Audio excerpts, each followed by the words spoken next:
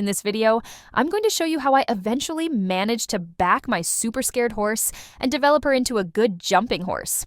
Like I said, she was really scared in the beginning, so we took a lot of time. To avoid real explosions and panic, we worked very calmly. And that paid off because she eventually became very well-behaved under saddle, and now she's an incredibly good jumper. So sometimes you just have to invest some time, and then it all works out in the end. I hope you enjoy watching.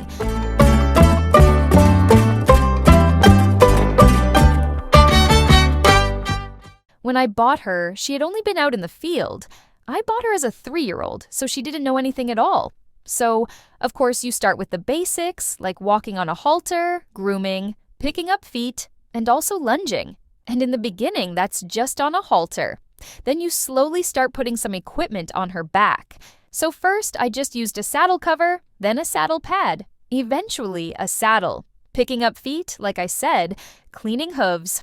All of that is part of starting a young horse. That's always the foundation, that you can touch them all over and that you can get them ready before you even begin real work. So that's where I started with her. Here you can see she had a bit in for the first time. She thought it was really strange. But well, every young horse needs to get used to that. Then I lunged her with a girth and side reins in the bit. As you can see, she also thought that was really weird at first. For safety, I was wearing my helmet. I often do that with young horses if I think it might get dangerous. And with young horses, you never know how they'll react, so it's better to be extra careful. Here she had the saddle on for the first time, and that actually went really well. And after just a few training sessions, you can already see how quickly she progressed. She had really nice balance here. She still had the side reins, but she was very relaxed and moved beautifully. I also like to start free jumping early on with young horses, so they get familiar with the poles and jumping materials right away. As you saw, Litzy immediately showed a nice jump. Not super flashy, but neat and correct. After that, we could start backing her. As you can see, she's a really sweet mare. She handled all the first steps really well. She was very good with the bridle, lunging, side reins, girth, and the saddle. But from the moment I wanted to start leaning on her, or actually touch her body with my own, she really didn't like that.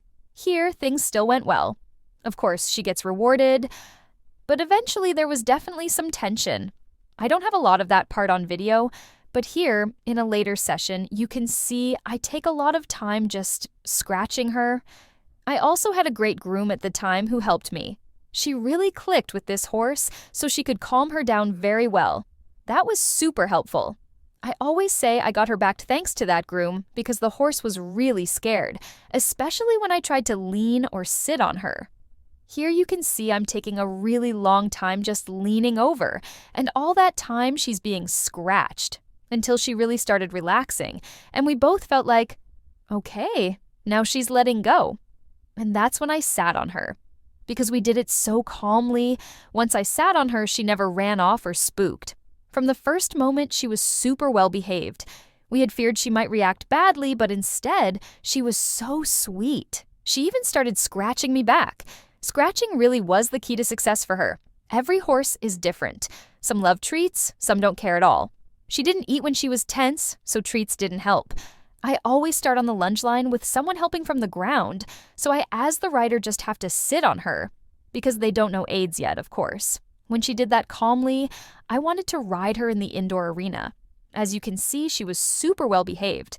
Like I said, from the moment I sat on her, she was very calm. She was still green and lacked balance, but she wasn't tense, and I was really happy with that. After that, I always give my young horses a few months off. She spent a few months in the field to recover and process everything. Some people think you have to start all over again after that, but I do this with all my horses, and I've never had to start from scratch. Usually, I can just get on again, maybe do one day of lunging, lean on them again like here, not just hop on and go. But usually, within 2 or 3 sessions, you're already further than where you left off, because they get stronger during that break. Rest is super important in this phase.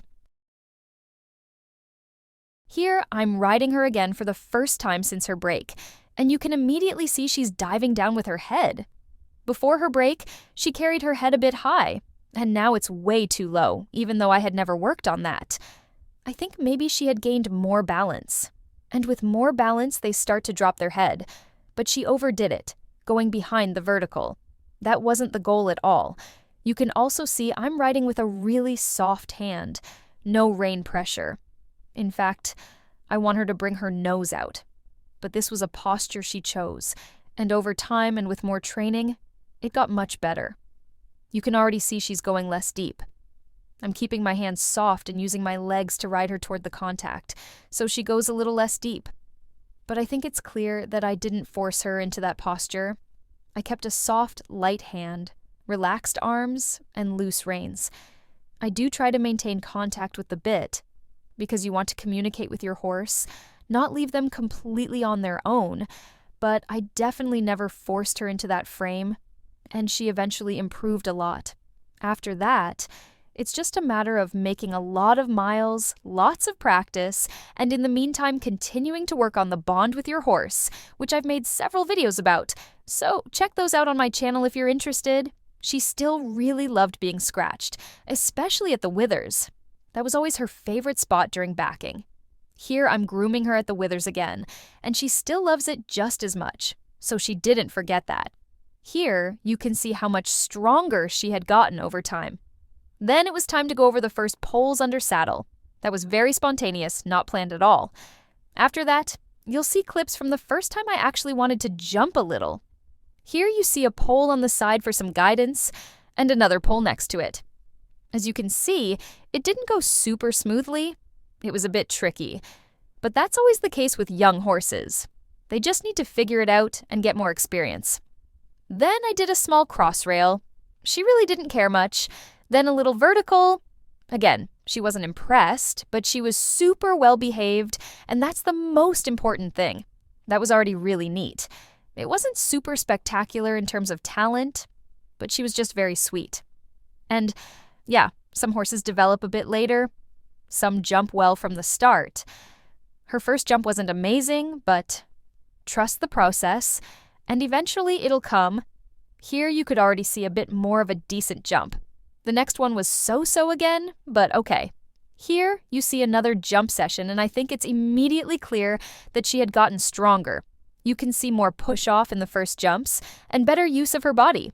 The contact was also much better, more on the hand instead of behind it. Then I did a small line for the first time.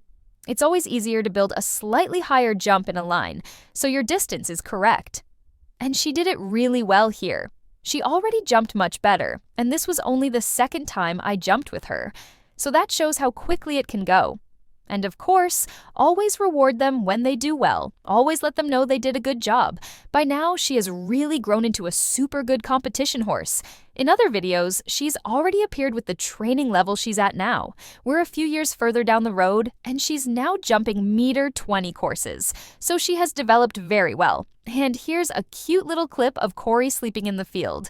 I hope you enjoyed watching this video. Subscribe to my channel if you want to see more, and check out my other videos. I've made several about horse development, but also about how to build a bond with your horse. And basically, everything fun about horses can be found on my channel. So check it out, and I hope to see you in the next one.